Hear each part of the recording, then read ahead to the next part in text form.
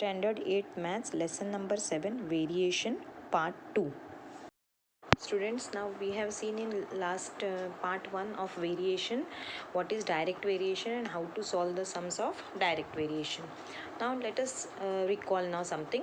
The following table shows the number of rows and number of students in each row when they are made to stand for a drill. Drill means for PT or for mass PT, when students are made to stand in single rows or lines. So they have given us the number of rows and number of students in the row. So when the number of rows are 6, each row will have 40 students. How much? 40 students. So so 6 rows are made. They are made to stand in 6 lines, and each line will have 40 students. Now when the rows are 24, okay, instead of 6 they make 24 rows now. Like 24 students are standing, and behind each student they tell others to stand. So the 24 lines are made. Then in each row how many are there? 10. Then 10 rows are made and 24 students are in each row, because the number of students is same, isn't it? Now suppose in our class now there are 30 students. In our 8C there are 30 students. So if I make 5 rows, okay, 5 lines, I ask you to stand in 5 lines. So one line, second line, third line, fourth line and fifth line. And I ask all the other students to stand behind. So in each line there will be how many students? There are 30 students. So if I make 5 lines, each line will have 6 students. How much they will have? 6, because number of students is 30. So first line 6 students, second line 6, third line 6, fourth line 6 and fifth line 6. So 6 5s are 30. Now but if I make suppose only 3 lines instead of 5 lines, now I tell you to make 3 lines. So now number of students will be how much in each line then? Because number of students is same, 30. So if I make 3 lines, each line will have 10 students. So now here we saw when the lines were 5, when I made 5 lines, there were 6 students in each line. But when I decreased the number of lines, that is from 5, I made how many lines next? 3 lines. What happened to the number of students? When there were 5 lines, the number of student in each line was 6. But when I made 3 lines, the number of student in each line was 10. So when I decrease the number of lines, the number of students in each line goes on increasing. So when one part of the or one thing decreases, the other quantity increases. Here also we can see when there were 6 rows, number of students were 40 in each row. Now number of rows has increased from 6 to 24. What happened to the students in each row? They have decreased. So this part is increasing, this part is decreasing. So one variable, one part is increasing, other part is decreasing. From the table we observe that product of the number of students, because number of students is same. You see now there are 6 rows, 40 students in each row. So the number of students is 246 into 40. Here 24 rows, 10 students. Number of students is 240, because when I gave the example of our class also, I told you number of students is 30. So if I distribute the students in 5 lines, each line will have 6 students. When I distribute in 3 lines, each line will have 10 students. Why? The product of the number of lines and number of students will remain same, multiplication. Here also we can see the multiplication, that is the number of students remains same. Now in our case of our class also, suppose I make 10 rows, okay, 10 lines I make. So each line will have how many students? Then they will have only 3 students. Why? Because I am making 10 lines. So each line will have 3 students, that is 10 3s are 30. So this is, it means the number of students in a row and number of rows are in inverse proportion. Earlier what we saw, when one quantity increased, other quantity also increased. But here what is happening? When one is increasing, other is decreasing. So that is known as inverse proportion. Inverse. That was direct proportion. Direct means one increases, other increases. But here it is inverse, means one increases, the other will decrease. In a pair of numbers, if the increase in one number causes decrease in the other, in the same proportion, the pair is in inverse variation. In such an example, if one number of the pair is doubled, the other is half. So if I double one part, the other part will become half. in direct variation what happened, if I doubled the one part, the second part also got doubled. Suppose say again I'll give one example of direct proportion. If I buy one chocolate for 10 rupees, for 2 chocolates I'll have to pay 20 rupees, for 3 chocolates 30 rupees, for 4 chocolates 40. So when I increase the number of chocolates, the cost of the chocolate also goes on increasing. But same thing here, what happens, suppose there is some work to be done. Okay, the work is going on of a building. They are building one wall. They are building one compound wall. Now if only 10 people are working and they can finish that work in 10 days. Okay, 10 people are working and they finish that work in 10 days. Now the people in the house, they want to finish the work fast. So what happens, they tell, let us put more people to work. So they ask 20 people to work. Now what will happen, when 20 people are building, the wall is same, isn't it? Whatever wall they want to build, divar, whatever wall they want to build is same. When 10 people work, they will take 10 days. But if 20 people are working, what will happen, the number of days will become half. They will finish the work in 5 days. Quickly they will finish the work. So this is inverse proportion. When one thing doubles, the other thing will become half. They have doubled the number of people. From 10 workers, they want now 20 workers, so double. But what happened to the number of days? Earlier they took 10 days, now they will take only 5 days, that is half. So that is inverse variation. The statement, now how will we write this? The statement x is inversely proportional to y can be expressed as there is an inverse variation in x and y. Then we write it as, see, now if x and y are in inverse proportion, x multiplied by y is a constant. There what was the constant? X is equal to, we said ky, that is x upon y is equal to k. Here what is the constant? X multiplied by y is constant. Here we have seen earlier, whenever we multiply this, the number which we get is same. So how do we write that? X is inversely proportional to y. So when we write this sign will be same, alpha sign, but instead of writing x proportional to y, here we have inversely proportional. So we write 1 upon y. X is proportional to 1 upon y, or x is inversely proportional to y, you can say. So therefore x is equal to, we want to remove this sign and put a equal to sign. So x is equal to k upon y. X is equal to k upon y, or x, now we will take x over here.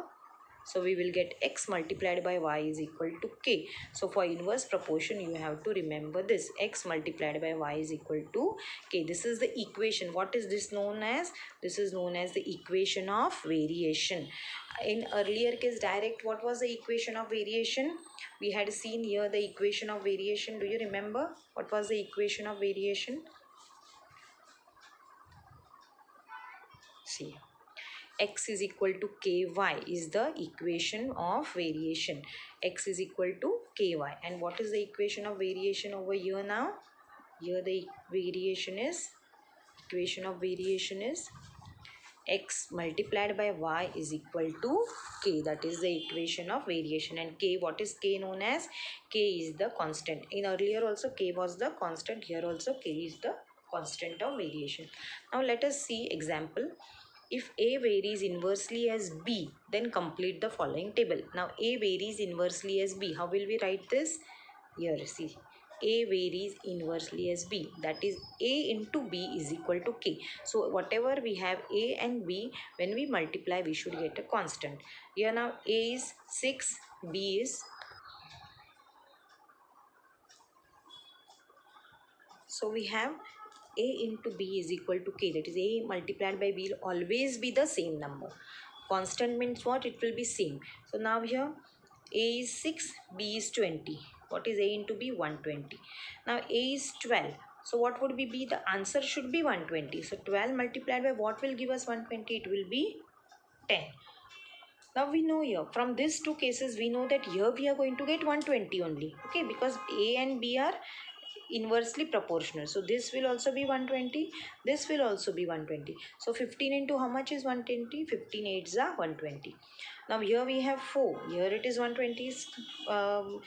it is a constant. So here how much will we have? 30. So in inverse proportion, the two quantities which are given, the product of those quantities will always be a constant, or it will always be same in such a tabular form if it is given in this table form. Here they have solved that. Now whatever I told you orally, it is solved and shown here. A is 12, B is equal to how much? A into B is 120. So 12 into B, that is 120. So B is equal to 10. Same way they have solved all the three sums. Now example 2. F is inversely proportional to D square. Now when we read it, how will you read? F is inversely proportional. When it is 1 upon D square, you will read this as inversely proportional to D square. You will not read F is inversely proportional to 1 upon D square. That is not the correct way. Or you will read it as F is proportional to 1 upon D square. So either of the way, if you are using the word inversely, you will use directly D square. And if you are using the word only proportional, you will use 1 upon D square. So understand the difference when you are reading this. So this way we can read it as F is inversely proportional to D square. When D is 5, F is 18. They have given us this. What? D5, F18. Now we have to find a constant. 18 5s are. So constant is how much? Our constant is 90. So F is, yeah, no, but what they have given us, F is proportional to inversely proportional D square. So we have to find out D square first. What is D now here? 25. So 25 into 18. So this will not be 90. So F into D square is K. When D is 5, F is 18. What do we get as K? We get K as 450, which is the constant of variation. So we have to put up this, that this is a constant of variation. Now they have asked us, first we have to find out what is the constant of variation. After finding the constant of variation, we can solve the sums. Now when D is 10, F is equal to how much? We know now F into D square is 450. So what is given? D is 10. So 10 square. F into 10 square is 450. 10 square will be 100. So F into 100 is 450. So F is equal to 4.5. Then now here F is 10. What is D? We have to find out. We know F into D square is 450. So F is 50 into D square is 450. So D square will be 450 divided by 50. When we take this 50 to the other side, because we want only D square. So keep the D square here. Remove this 50. So when you remove this 50, because there is multiplication sign here, when the 50 goes there, it will go in the division sign, that is it will go down. So it will go in the denominator and we can cancel it and we get 9. So D square is 9. So D is equal to 3, or D can be minus 3 also. Why minus 3 now here? See, square root of any number, any number can have, it can be a positive or a negative. Why? When I multiply 3 into 3, I get 9. When I multiply minus 3 into minus 3 also, I get 9. So when I get the number as 9 and I want to find the square root of 9, it can be either plus 3 or it can be minus 3. So whenever you are writing a square root of a number, and if you don't know it, what is the exact sign, so you will put up that the square root of 9, it can either be 3 or it can be minus 3. Why? Because whenever we multiply 3 into 3, we get 9. We multiply minus 3 into minus 3 is also 9. That's why. Now let us solve the practice set 7.2. The information about number of workers and number of days to complete a work is given in the following table. Complete the table. So as I had given an example, some work is to be done, number of workers and the days required is given. So when the number of workers is 30, the number of days is 6. So what will be the constant of variation now here? This should be, the product will be same. So 6 into 30 or 30 into 6 will be 180. So our constant of variation will be 180. Now let us check whether that is correct. When the number of workers is 20, the days will become, see now your number of workers is decreased. From 30, they have taken only 20 workers now. What happens to the number of days required? From 6 it increases to 9. Now what is the constant here? 20 into 9 will give up, again it is 180. So we have understood that the constant over here should always be 180. That is the product of these all should be how much? 180. Now here they have number of days is 12. How many, if I want to complete that work in 12 days, how much workers should I put to work? How many workers should I call? So 180 divided by 12. Now what we have seen here, when we have, how will we write this?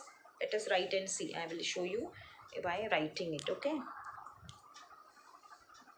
practice set 7.2 first sum. Now what has given to us here? They have given us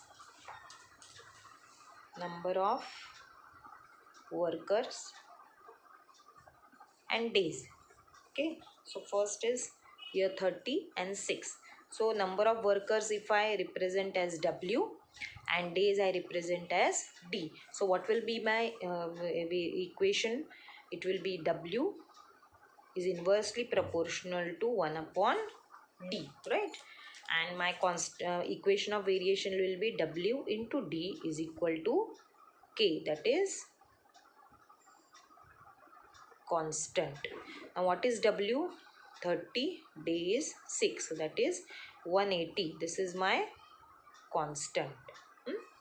This is my constant. Now first case, we have understood what is the constant. Now in the third, they have given us workers, we have to find out. Days they have given as 12. Second, it is already given, so I am not solving the second. Now what we know, what is the constant? K is equal to 180, we have found out. So we have W into D is equal to 180. W multiplied by 12 is equal to 180. Now I don't want this 12, I want to remove, I want only W, so I have to keep the W here, and 12 I have to remove. Now it is multiplication over here, so when the 12 goes here, it will go down as division. So I will get 180 upon 12. Now in 12 times table, directly you get one, you don't know the 12 time table, still 180, so you will cancel, or you can do the division, actual division like this and see. Okay, you can do the division. If you cannot cancel directly, you can do the division, that is 12 ones are 12 minus 12 fives are 60. Okay, this way you can do the division, or you can cancel. Okay, how will we cancel this? We know that 6 in 6 times table we get 12 and we get 18 also. So 6 2s are 12, 6 3s are 18, and 1 0 is there, so we put 1 0. Now 2 times table we get 15, 2 1s are 2, 15s are, so W is equal to 15. So if you don't know how to cancel this way, you can do the division and see. Okay, no problem. Either way you have to solve the sum. Now next part is the sum number, sum fourth. What they have given us in 4? They have given up workers as 10. Days we have to find out. K we know, that is 180. So again we'll write W into D is equal to K. W is not, what is W? Sorry, 10 multiplied by D is equal to 180. That is, we have to write it this way. So now again same thing, we want to find out D, we have to take the 10 to the other side. So D is equal to 180 upon 10. So when you have such thing, there is 0, so you can cancel this 0. So whenever you're dividing by 10 and if there is a 0, now remember 0 should not be after the point. There should be no point, and it should not be in between. You cannot cancel the 0 in between. Suppose it was 108 upon 10. You cannot cancel these two zeros. That is not allowed. That will be wrong. You can only cancel the 0 which is at the units place with the 0 and the units place. Only these two zeros you can cancel. Same way you cannot cancel like this also. Suppose I have 182.01. You cannot cancel this 0 also. Okay, only the 0 which is in the units place. And if I have, suppose like this, 180.20, then also you cannot cancel this 0 even if it is in the units place. But why? Because after the point there is something. That's why there should not be anything after the point, only 0. So now this number, if I want to represent in point form, I can write it as 0.00, but there is only 00 here, so it has no value. These two zeros have no value, so I can cancel. But here 0.20, so this has some value. I cannot cancel this 0. Remember, when you can cancel the zeros and when you cannot. Actually what you are doing here, you are dividing by 10.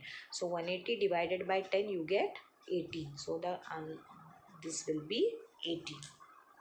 Last one now, fifth one. We have here number of workers we don't know, we have to find out, and days is given as 36. K we know, what is K? 180. Again we write W into D is equal to K. Each time you write this equation. Okay, so W into 36 is equal to 180. Again we will take the 36 to the denominator. We get W is equal to 180 upon 36.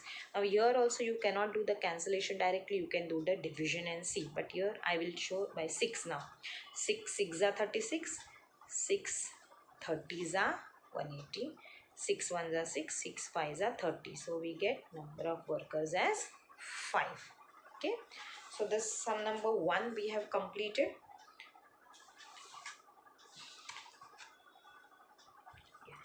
Sum number 2, what they have asked us, see this sum number 2. I'll explain this sum to you. I think you can do it on your own. Find the constant of variation and write the equation of variation for every example given below. Here now they have given us, we have to write down, see P is inversely proportional to Q. If P is 15, then Q is 4. Now what first one I'll explain how to do. Now they have given us here sum number 2, 1. What is given us? P is inversely proportional to 1 upon Q. Okay, so therefore P multiplied by Q is equal to K. This should be your first step. Whenever you see here, it will be Z is inversely proportional to W. So your first step will be Z multiplied by W is equal to K. Here S is proportional to, inversely proportional to T square. Here it is T square, remember. So your equation will be S multiplied by T square is equal to K. So whatever is given here, you have to multiply, and that is equal to K. Then how to find a constant? Now this we got.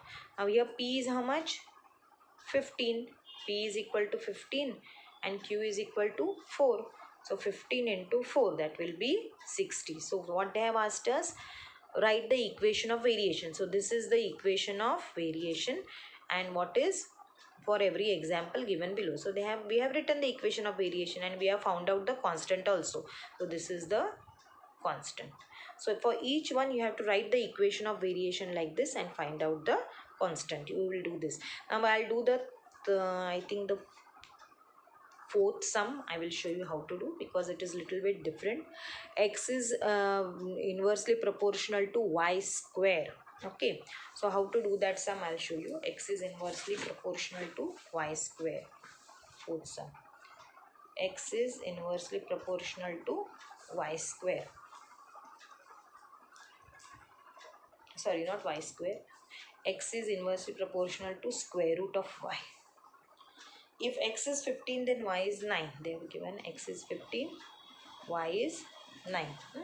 Now first what we have to find out? Constant, that is equation of variation. So equation of variation will be x multiplied by square root of y is equal to k. This will be our equation of variation.